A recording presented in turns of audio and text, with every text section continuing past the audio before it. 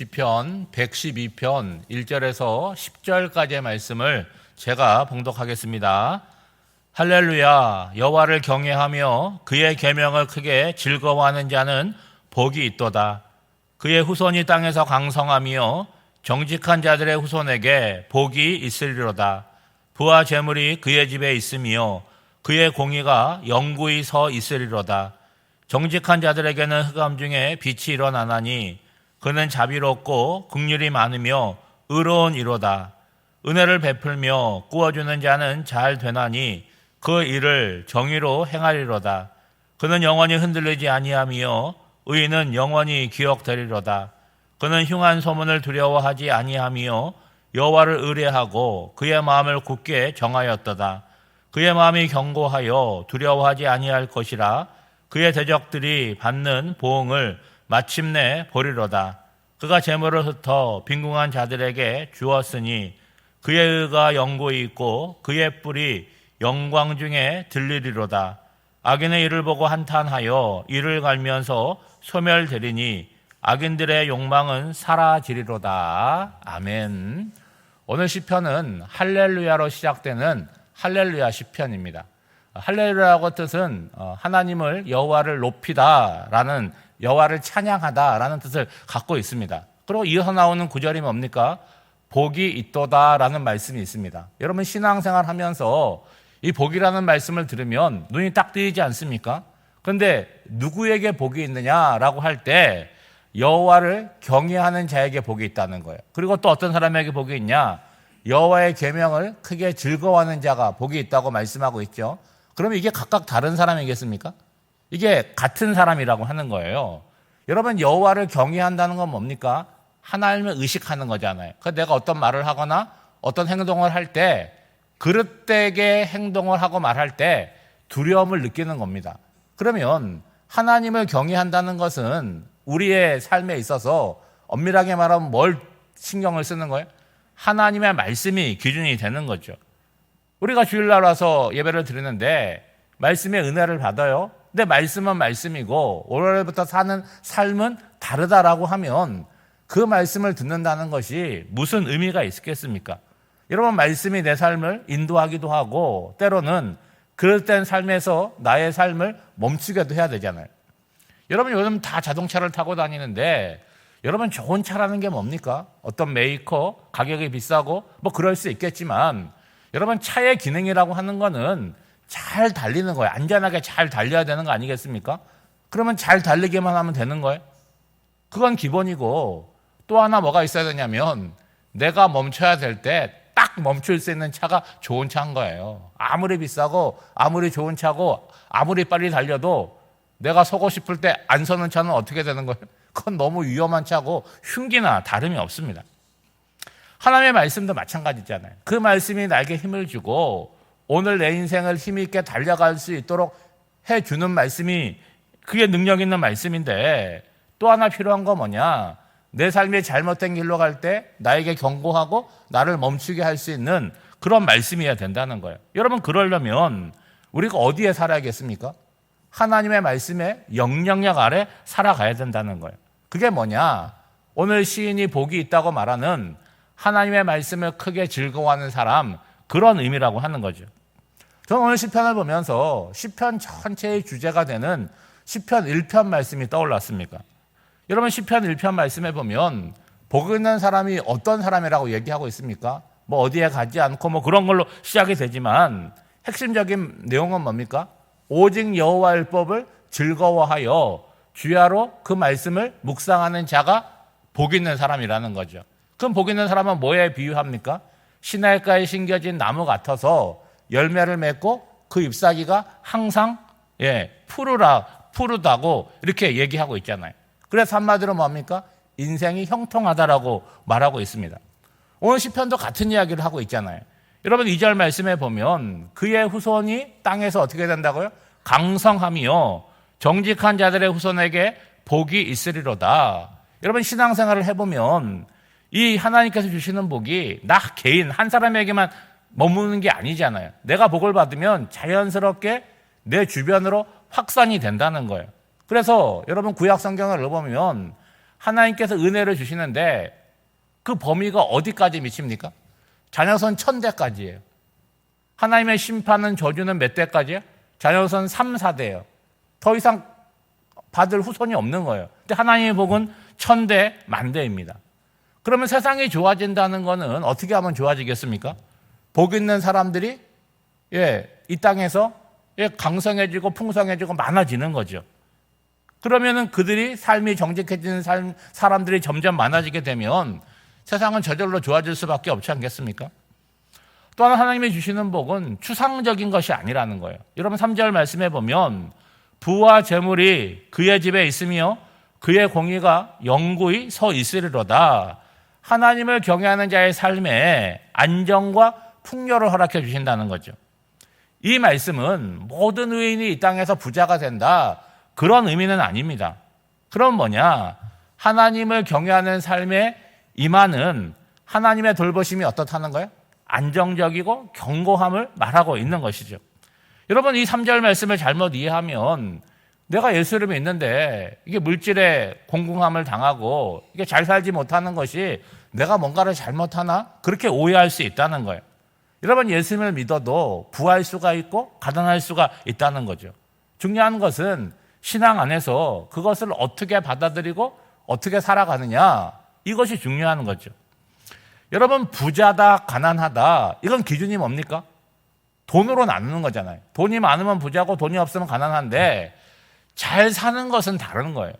여러분 부자라고 해서 다 잘 사는 거 아닙니다. 가난하다고 못 사는 거 아닙니다. 부자 가운데서 못 사는 사람 많습니다. 그런데 가난한 사람 중에서도 저 사람은 참 잘 살아 라고 얘기를 듣는 사람이 있다라고 하는 것이죠.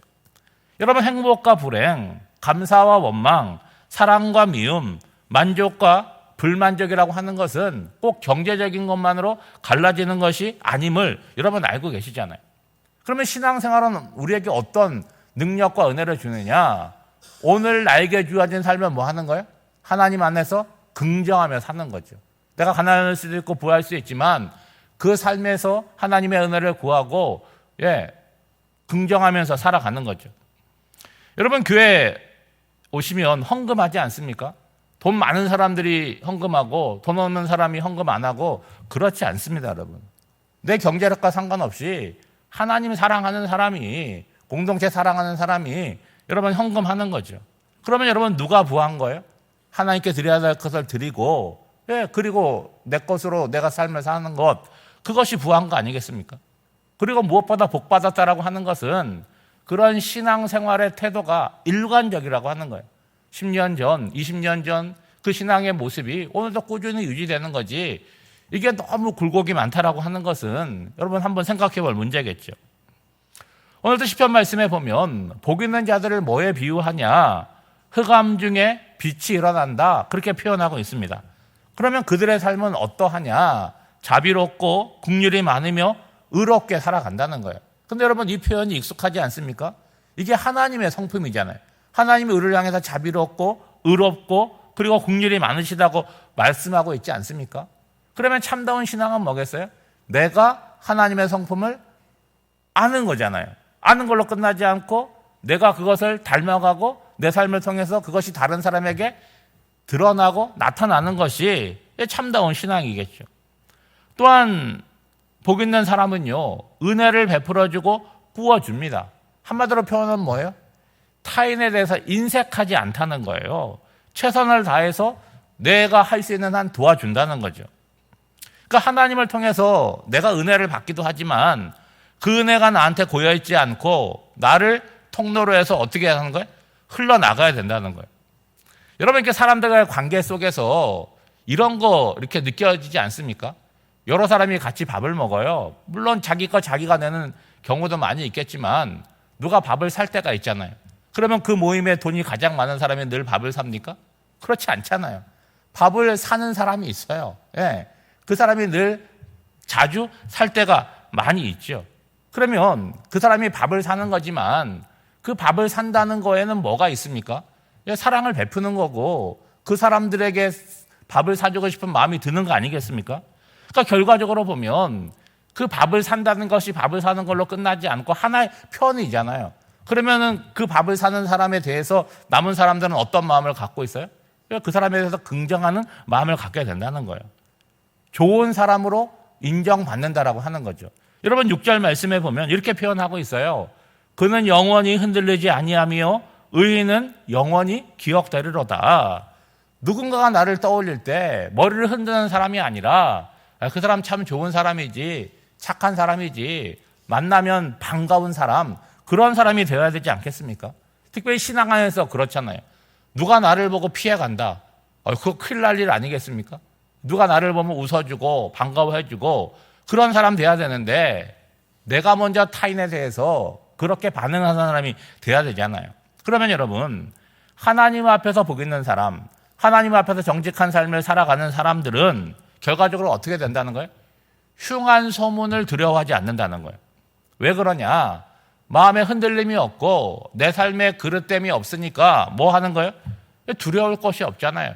누가 뭐라고 얘기하면 금방 마음이 흔들리고 그런 것이 우리의 마음인데 내가 하나님 앞에서 바른 삶을 살고 이웃에 대해서 바른 태도로 살아가면 그러한 흉한 소문이 나올 리도 없겠지만 그런 흉한 소문을 하는 사람에 대해서 다른 사람들이 뭐라 그러겠어요? 그거 틀렸다라고 편들어 주겠죠. 여러분, 우리가 신앙생활하면서 하나님 한 분 두려워하면, 하나님 한 분 경외하면요, 다른 거 두려워할 게 없어요. 근데 하나님 두려워하지 않으면요, 세상 온갖 것이 두렵습니다. 어둠도 두렵고 뭐 두려운 게 많죠. 이와는 반대로 악인은 어떻게 됩니까? 시편 1편에 보면 복 있는 사람의 반대어로 뭐가 제시가 됩니까? 악인이 제시가 되잖아요. 그러면 악인은 뭐와 같다는 거예요? 바람에 나는 겨와 같다. 무가치한 인생이 되고 하나님께서 그의 길에 관심이 없으니까 영영 망한다라고 표현하고 있죠. 오늘 본문 10절 말씀을 제가 세 번역을 읽어보면 이렇게 읽을 수 있죠. 악인은 이것을 보고 화가 나서 이를 갈다가 사라질 것이다. 악인의 욕망은 헛되이 꺾일 것이다. 이 10절 말씀을 잘 보시면 악인에 대해서 누가 심판을 하고 누가 어떻게 한 것이 아니라는 거예요.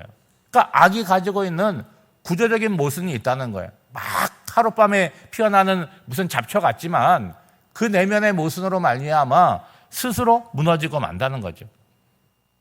여러분, 의인은 선한 마음으로 하나님 앞에서 살아갑니다. 오늘 시편에 나오듯이 어려운 사람을 돕고 선한 일을 하면서 살아가니까 사람들이 그를 볼 때 평판이 점점 좋아지고 그 사람을 칭찬하고 그래서 그것이 영광을 받는 모습으로 나타진다는 거예요. 근데 악인은 그걸 보고 뭐 한다는 거예요? 시기하고 질투하고 결국은 견디지 못하고 스스로 주저앉아 망하고 만다는 거죠. 사랑하는 여러분, 복과 저주, 상급과 심판은 여러분 과정적인 것이 아니라 결과적인 거잖아요. 그렇죠? 근데 결과적인 거지만 사실은 과정적인 것도 포함되어 있잖아요. 오늘 내가 살아가는 삶이 이게 복된 삶일 수가 있고 그 반대되는 삶일 수 있고 또한 상급으로 살아가는 삶일 수도 있고 심판으로서의 삶을 살아갈 수 있음을 알아야 되는 거죠. 그러니까 오늘 우리는 선하고 아름답게 창조되었고 그렇게 살아가도록 부름을 받았다는 거죠.